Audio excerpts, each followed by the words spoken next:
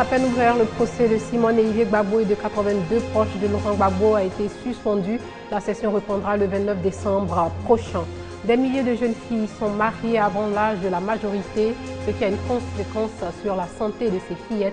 Le ICR prend le taureau par les cornes pour endiguer ce phénomène. Et puis l'ancien président malgache Marc Ravalomanana l'a signé à résidence. Bonjour à tous et bienvenue dans ce journal. Le procès de l'ex-première dame Simone et Yvier Gbagbo et 82 autres proches de l'ex-président Laurent Gbagbo s'est ouvert hier. C'était au tribunal de première instance du Plateau. Le jury était présidé par le juge Dambélé Taïrou. Cette première session sera suspendue. Elle va reprendre le 29 décembre prochain. Il est interdit de vendre du pain dans les rues et bordures de route sur toute l'étendue du territoire, et ce depuis le 1er juillet 2014. Une mesure gouvernementale qui n'est toujours pas respectée. Les responsables de la Fédération interprofessionnelle des patrons boulangers et pâtissiers de Côte d'Ivoire montent au créneau pour mettre fin à ce désordre. Pagassoro connaît pour en parler. Le pain, denrée beaucoup prisée par les Ivoiriens, est souvent manipulé avec des mains nues et malpropres. Il est aussi vendu dans les rues et bordures de route.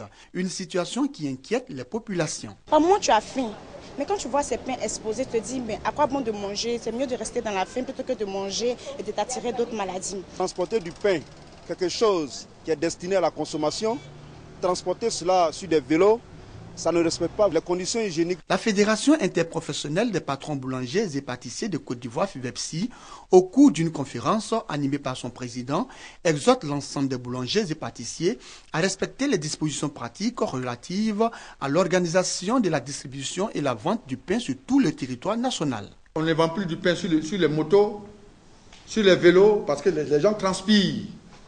En transpirant, ils empoisonnent le pain. Sont également proscrites la distribution ambulante à pied ou autrement les ventes de porte à porte, sur la tête, dans les boutiques. Le gouvernement a pris la décision de ne pas tuer sa population. Il faut que les gens respectent. Il faut que les boulangers respectent. Vous allez voir que nous allons fermer les boulangeries qui ne vont pas respecter. Le 1er janvier 2015 est la date prévue par les autorités pour passer à la phase de la répression. Une opération qui vise à faire respecter les dispositions pratiques de mise en œuvre de l'arrêté du ministère du Commerce, de l'Artisanat et de la promotion des PME portant organisation de la distribution et la vente du pain. Le mariage précoce continue de faire des victimes en Côte d'Ivoire. Des jeunes filles en bas âge mariées contre leur volonté finissent par être aussi mères. Pourtant, elles-mêmes sont encore des adolescentes. Pour freiner cette façon de faire qui est devenue un véritable fléau, le ICR mène une sensibilisation dans la ville de Diokwe. Le reportage de Eve Boué, commenté pour vous par Thérèse Tapé-Ioui. Grossesse précoce, violence physique et sexuelle, VIH-Sida, mort, des conséquences pouvant subvenir en cas de mariage précoce.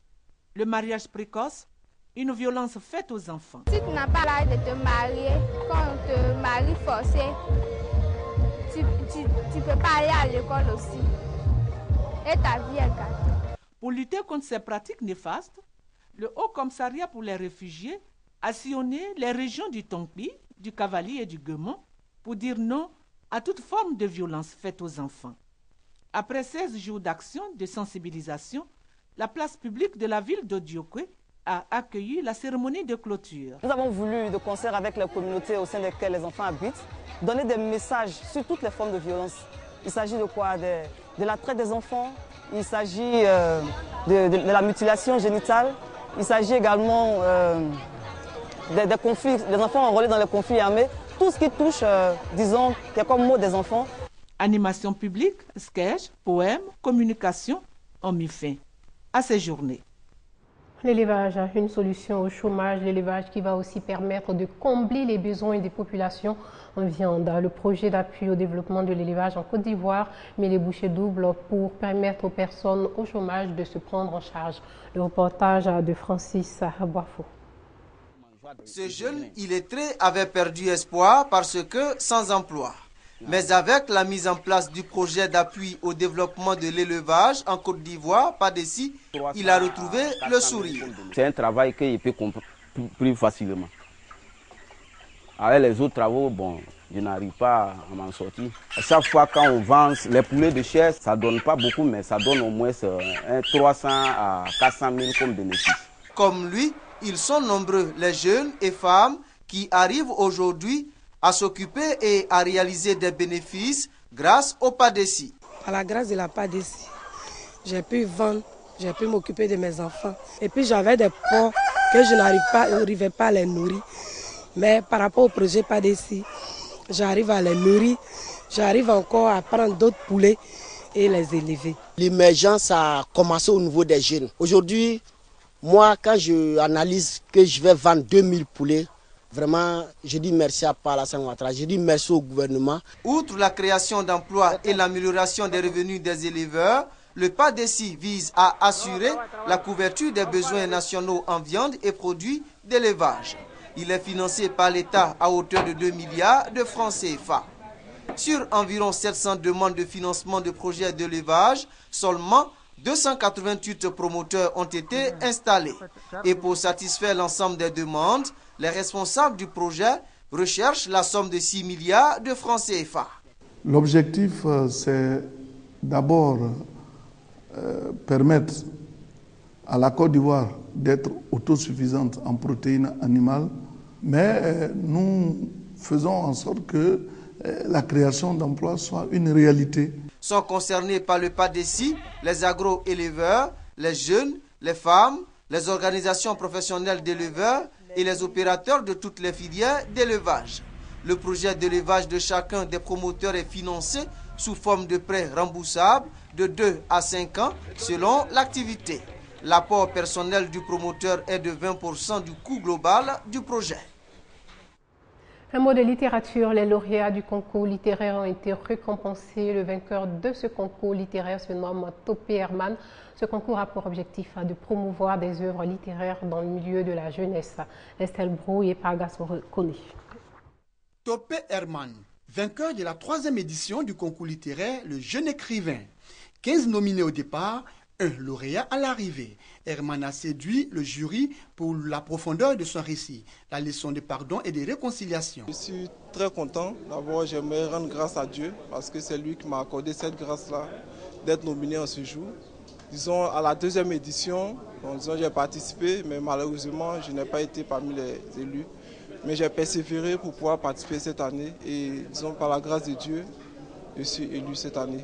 Initié depuis 2012, le concours littéraire Le Jeune Écrivain réunit tous les jeunes Ivoiriens adeptes de la littérature afin de leur permettre de partager leur amour pour l'écriture. La littérature, c'est quelque chose de très important. Et sans cela, on ne peut pas avancer. Ce concours a pour but d'amener les jeunes à s'intéresser aux œuvres littéraires. À travers ce concours, l'initiatrice Clarisse Bandaman entend redonner à la jeunesse le goût de la lecture et de l'écriture. Vous savez, un pays ébrié, la génération qui comprend en son sein 4 classes d'âge joue un rôle important dans la société. Elle contribue le moment voulu aux prises de décision et de développement local. À Bregbo, à environ 9 km de Bingéville, une génération, celle des Tchagba, a effectué sa sortie officielle. Cette génération est désormais apte à contribuer à l'effort de cohésion sociale entrepris par leurs aînés. Franck Wadio nous fait vivre ce moment. Bregbo vous dit Akwaba ou bienvenue. Ce village Akwe, sous-groupe Achan, peuple lagunaire à quelques 9 km de Bingéville, connaît depuis le 13 décembre dernier une ambiance particulière, le Fatoué, sorti de génération, et dans les rues du village, la génération Tchagba et les différents guerriers représentant les classes d'âge font leur parade. En pays Achan, le Fatoué a son sens. Les 4 classes d'âge d'une génération font leur sortie officielle et seront aptes à participer aux prises de décision. Nous sommes la génération montante, la génération qui bientôt prendra part aux grandes décisions de ce village. Au sein des Tchagba, ceux nés entre 1965 et 1979 règne la cohésion. Ce jeune homme d'origine nigériane fait partie intégrante de la génération. Les parents étaient ici, nous on est nés ici, donc l'intégration s'est faite comme ça. Vous voyez, naturellement, comme ça, on est tous ensemble. Les Tchagba qui dans 6 ans auront la gestion du village sont encadrés par les Dougbo, actuels détenteurs. Ils ont déjà à cœur le développement de leur localité. Le village n'a qu'à tout goudronner, le gouvernement n'a qu'à goudronner, on veut les docteurs, on veut qu'ils nous amènent les compris, les gens pour nous soigner. Le Fatoué à Brego clôt donc ses portes. La génération Tchagba sera confirmée dans 1 an. En attendant, les jeunes pousses s'essaient déjà pour la relève. Brego dit donc à Nancy au revoir. Nash, Kajim et Smarty ont illuminé par leur talent la place Ernesto Djedje de Treichville. C'était lors de la 3e édition du festival hip-hop Enjaillement. Nash, l'initiatrice du festival, a rendu hommage à Almighty, parrain de cette édition, mais l'artiste est décédé le 25 novembre dernier. Issa Yeo et Herman Nyamien ont assisté au festival.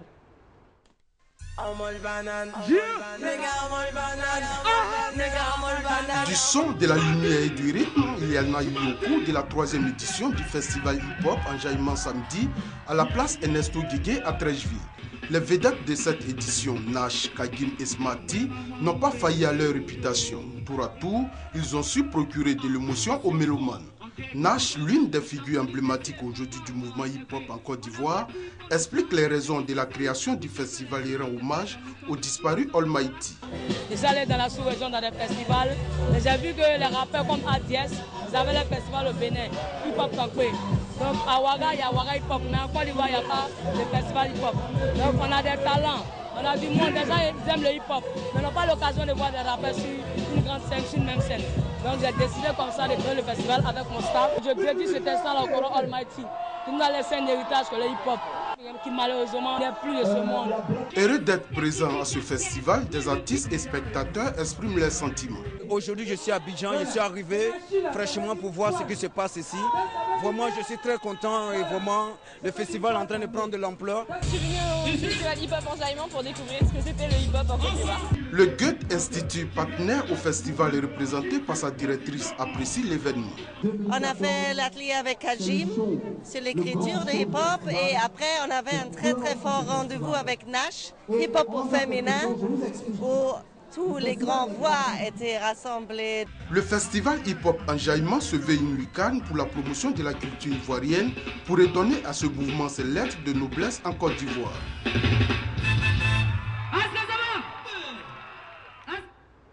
Et puis cette information avant de nous dire au revoir, l'ancien président malgache Maka Baloumanan, arrêté en octobre à son retour d'exil, restera jusqu'à nouvel ordre en résidence surveillée à son domicile à Antananarivo. L'information a été donnée par le gouvernement et cette mesure dure jusqu'à nouvel ordre. Les conditions de détention restent les mêmes. Ses contacts avec l'extérieur sont fortement restreints. Il ne peut pas sortir ou recevoir de visites sans autorisation spéciale. Voilà, c'est sur cette information que s'achève ce journal. Portez-vous bien.